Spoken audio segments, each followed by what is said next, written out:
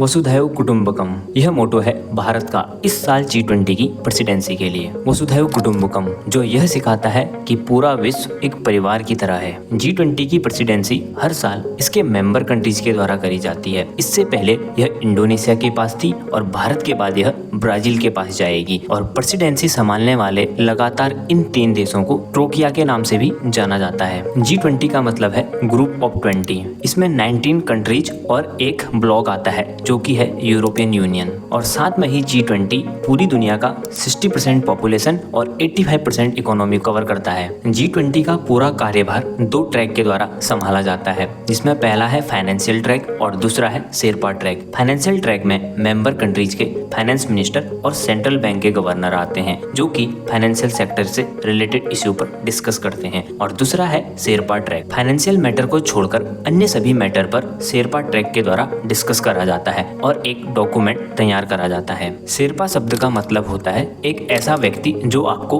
Guide करे। ये Sherpa member countries के हेड ऑफ स्टेट के द्वारा सिलेक्ट करे जाते हैं और ये साल भर काम करते हैं। और इसलिए आपने अक्सर देखा होगा कि भारत में जगह जगह पर G20 के इवेंट हो रहे हैं। ये सब इवेंट शेरपास के द्वारा ही अटेंड करे जा रहे हैं। इसके बाद ये शेरपा एक फाइनल डॉक्यूमेंट तैयार करेंगे और अपने हेड ऑफ स्टेट को सौंपेंगे। और फाइनली जब हेड ऑफ स्टेट की मीटिंग होगी तो ये पॉइंट उस पर डिस्कस करे जाएंगे। अगर बात करें G20 की शुरुआत की तो इसकी शुरुआत साल 1999 में हुई थी और भारत भी इसका एक फाउंडिंग मेंबर था। G20 से पहले डेवलप्ड कंट्रीज के द्वारा एक और ग्रुप G7 बनाया गया ताकि सभी डेवलप्ड कंट्रीज मिलकर विश्व पर होने वाले फाइनेंशियल क्राइसिस या फ्यूचर में होने वाले फाइनेंशियल प्रॉब्लम को सॉल्व कर सकें। लेकिन जब साल 1997 में एशियन फाइनेंशियल क्राइसिस आया तो तब डेवलपिंग कंट्रीज को भी यह फील हुआ कि डेवलपिंग कंट्रीज का भी एक ग्रुप होना चाहिए। उसके बाद 1999 में G20 का गठन हुआ,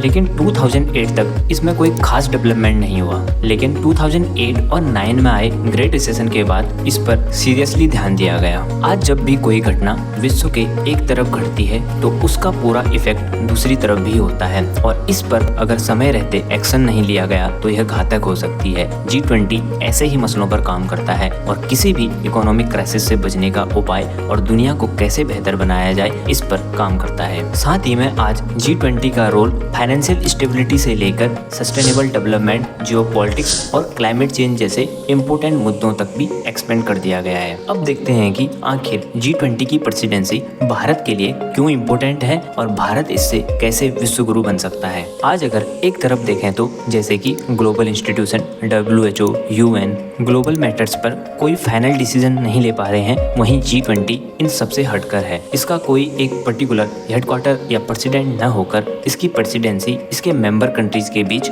रोटेट करी जाती है और साल भर के लिए इसकी पूरी पावर इसके प्रेसिडेंशियल कंट्रीज को दे दी जाती है, जैसे कि इस साल भारत के पास है। इसके साथ ही ग्लोबल इंस्टीट्यूशन पर वेस्टर्न कंट्रीज का कंट्रोल है, लेकिन साथ में ही ग्लोबल ऑर्डर भी भारत और चाइना की तरफ शिफ्ट हो रहा है। और साथ में ही G20 की 3 प्रेसिडेंसियां लगातार थर्ड वर्ल्ड के द्वारा करी जा रही हैं, जैसे कि इंडोनेशिया, भारत और ब्राजील। इसलिए भारत के लिए एक मौका है और मौका है विश्व गुरु बनने का। G20 की प्रेसिडेंसी होने के कारण भारत के पास आज यह भी हक है कि वह किन किन नॉन मेंबर कंट्रीज को एज ए गेस्ट इनवाइट कर सकता है, ताकि आने वाले समय में ये कंट्रीज भी वर्ल्ड पीस और इकोनॉमिक डेवलपमेंट में शामिल हो सकें। इसीलिए इंडिया ने आज सिंगापुर, बांग्लादेश समेत 9 कंट्रीज को एज ए गेस्ट इनवाइट करा है। अब बात करते हैं कि आखिर G20 इंडिया के लिए क्यों महत्वपूर्ण है। आज भारत डेवलपिंग वर्ल्ड का लीडर है, जहां एक तरफ रशिया यूक्रेन वार के बाद भी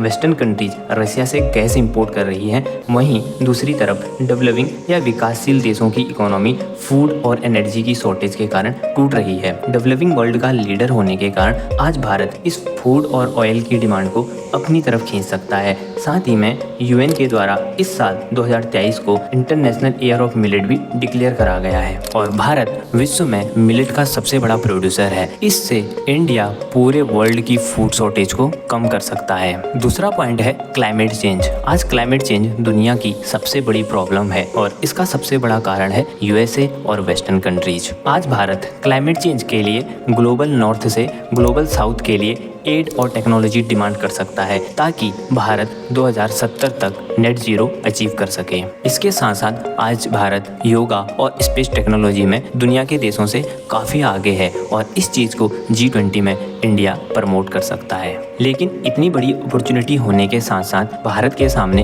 कई चैलेंजेस भी हैं, जिसमें पहले और सबसे बड़ा चैलेंज है रसिया यूक्रेन वार में न्यूट्रल रहना। अभी तक भारत रसिया यूक्रेन वार में न्यूट्रल रहा है, लेकिन यह ज़्यादा दिनों तक नहीं चल पाएगा। भारत को किसी न किसी एक देश की तरफ अपना झुकाव दिखाना होगा। और दूसरा सबसे बड़ा मेजर चैलेंज है वो है चाइना का इन्फ्लुएंस पूरी साउथ एशिया और अफ्रीका में बढ़ते जा रहा है और साथ ही में यह भारत के बॉर्डर तक भी पहुंच गया है। इस चैलेंज को भारत G20 की मदद से कम कर सकता है। दोस्तों, अब आने वाला समय ही बताएगा कि G20 भारत के लिए कितना महत्वपूर्ण रहा, साथ ही में G20 से भारत को क्या लाभ हुआ। दोस्तों, मेरे इस वीडियो से अगर आपको वैल्यू मिली हो तो प्लीज़ वीडियो को लाइक करें और चैनल को सब्सक्राइब करें। जय हिंद।